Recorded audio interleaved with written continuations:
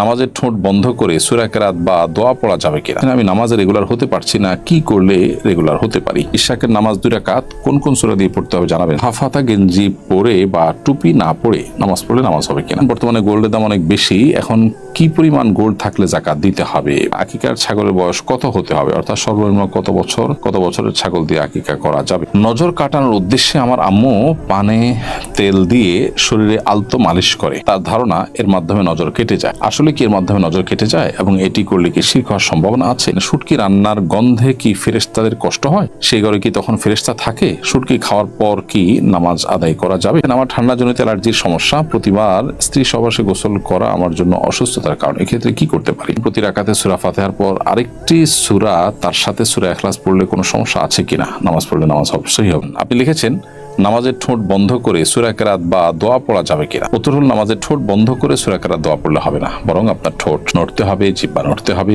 কমপক্ষে আপনার মনে নীরবে বলতে যা বোঝায় অন্তত সেটুকু করতে হবে। আপনি ঠোঁট মুখ বন্ধ রেখে জিহ্বা বন্ধ রেখে শুধু মনে মনে বললেন, তো মনে মনে বললে সেটা আসলে কেরাত হিসাবে যথেষ্ট হবে না। হ্যাঁ, মনে মনে এমনিতে আপনি আল্লাহকে স্মরণ করলে সেটা সওয়াবের বিষয়, এটা ভিন্ন বিষয়। বাট নামাজের মধ্যে যেহেতু আপনাকে পাঠ করতে হবে, এই পাঠ শব্দটি আপনার খাটবে না ওই মনে মনে উচ্চারণ করার ক্ষেত্রে বা মনে মনে বলার ক্ষেত্রে, বরং মুখে উচ্চারণ করতে হবে এবং সেটার জন্য ঠোঁট জিহ্বা নাড়াতে হবে। ইসরাত জাহান চৌধুরী আপনি লিখেছেন আমি নামাজে রেগুলার হতে পারছি না, কি করলে রেগুলার হতে পারি? আপনি শুধু না, অনেকে আছেন আমাদের সমাজে যারা নিজেদেরকে মুসলমান পরিচয় দেন অথচ তারা নামাজে নিয়মিত হতে পারছেন না।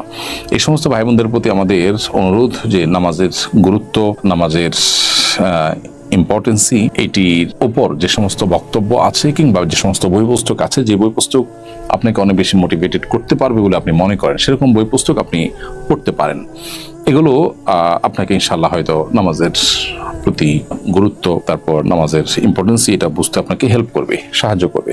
এছাড়া নামাজি ব্যক্তি বা নামাজের পরিবেশ এগুলোতে যদি আপনি থাকেন তাহলে ইনশাআল্লাহ হয়তো নামাজ পড়া, নামাজি ব্যক্তির কাছে বা নামাজের পরিবেশের মধ্যে নামাজিদের পরিবেশ যদি আপনি থাকেন তাহলে ইনশাআল্লাহ বিসমিল্লাহ নামাজ পড়ার মতো পরিবেশ তৈরি হবে, মানসিকতা তৈরি হবে ইনশাআল্লাহ তাআলা। রিমা শর্মিন আপনি এডি থেকে লিখেছেন ইশাকের নামাজ 2 রাকাত কোন কোন সূরা দিয়ে পড়তে হবে জানাবেন। সূরা ফাতিহার সাথে যে কোনো সূরা মিলিয়ে পড়তে পারেন, বিশেষ কোনো সূরা পাঠ করতে হবে এমন কোনো বাধ্যবাধকতা কিন্তু নেই। এরপরে প্রশ্ন হলো হাফাতা গেঞ্জি পরে বা টুপি না পরে নামাজ পড়লে নামাজ হবে কিনা। হাফাতা গেঞ্জি পরে নামাজ পড়লে নামাজ হয়ে যাবে, কিন্তু এটা মাকরুহ হবে এবং নামাজের শানের খেলাফ। একজন ইমানদার তিনি নামাজ যখন পড়বেন তখন আল্লাহ তাআলার প্রতি যে আজমত, আল্লাহর প্রতি যে ওয়াকার, আল্লাহর প্রতি যে তার শ্রদ্ধা থাকার কথা, সেই জায়গা থেকে তিনি চেষ্টা করবেন যথাসম্ভব নামাজ পড়ার সময় এমন পোশাক পরতে যে পোশাকটা গাম্ভীর্যপূর্ণ হয়।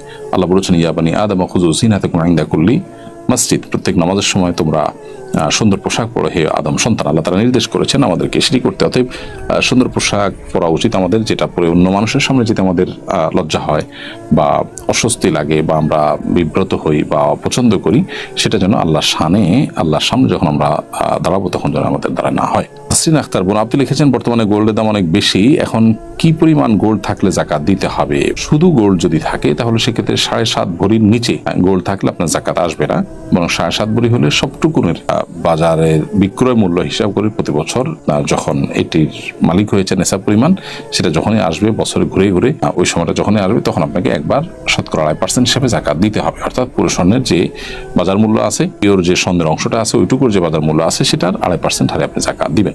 এখানে স্বর্ণের দাম বেশি হওয়ার কারণে অল্প হলেই যাকাত দিতে হবে বা কম হলে অনেক বেশি স্বর্ণ লাগবে যাকাত আবশ্যক হওয়ার জন্য, ব্যাপারটা সেরকম না, বরং 7.5 ভরি হলেই যাকাত বর্তাবে। শাহিন মাহমুদ লিখেছেন আকিকার ছাগলের বয়স কত হতে হবে, অর্থাৎ সর্বনিম্ন কত বছরের ছাগল দিয়ে আকিকা করা যাবে? সর্বনিম্ন 1 বছর হতে হবে আকিকার ছাগলের বয়স। 1 বছর হলে সেই ছাগল দিয়ে কোরবানি করা যেমন জায়েজ, সেটা দিয়ে আকিকা করাও জায়েজ।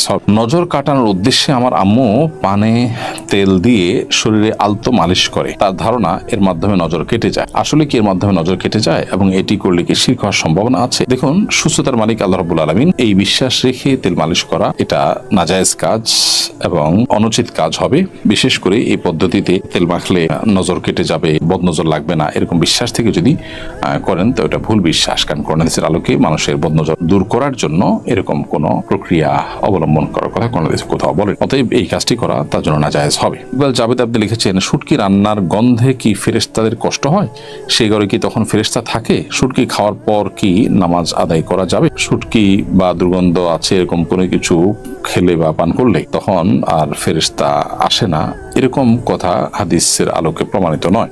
ফেরেশতা ঘরে ঢুকেন এমন কোনো কথা নেই। তবে হ্যাঁ, এটা ঠিক নবী সাল্লাল্লাহু আলাইহি ওয়াসাল্লাম বলেছেন, মানুষ যেটার কারণে কষ্ট পায় ফেরেশতারাও সেটার কারণে কষ্ট পায়। অতএব মানুষ যে দুর্গন্ধ কারণে কষ্ট পায় ঠিক একই ভাবে ফেরেশতারাও কিন্তু দুর্গন্ধের কারণে কষ্ট পান।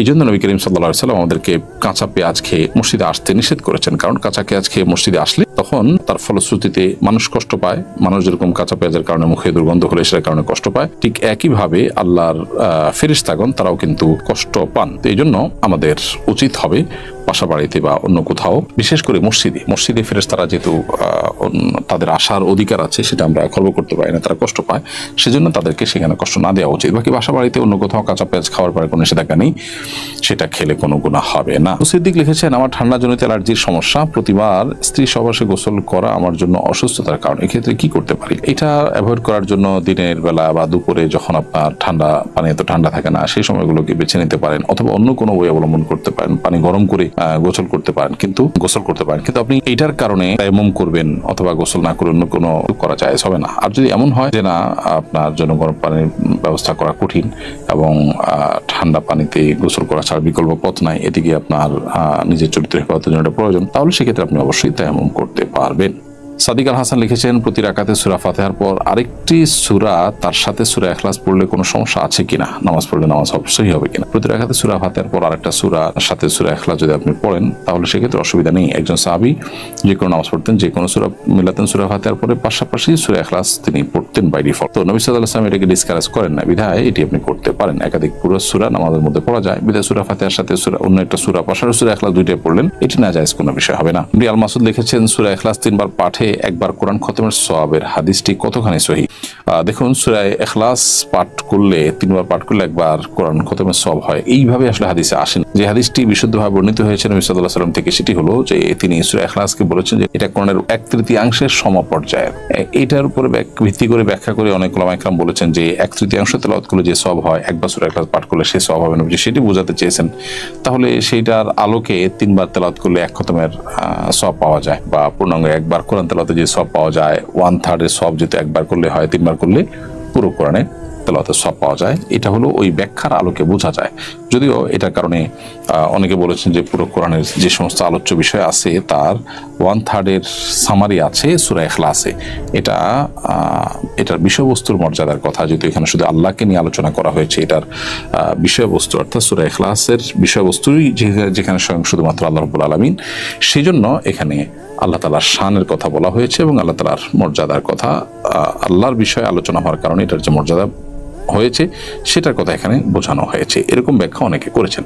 এই জন্য হাদিসে একেবারে হুবহু এইভাবে নেই যে ব্যক্তি সূরা ইখলাস পাঠ করে 3 বার তার একবার কোরআন তেলাওয়াতের সওয়াব পাওয়া যায়, এরকম এই ভাষায় আলাদা করে নিতে হবে। হাদিসের ব্যাখ্যা থেকে এটা কিছুটা বোঝা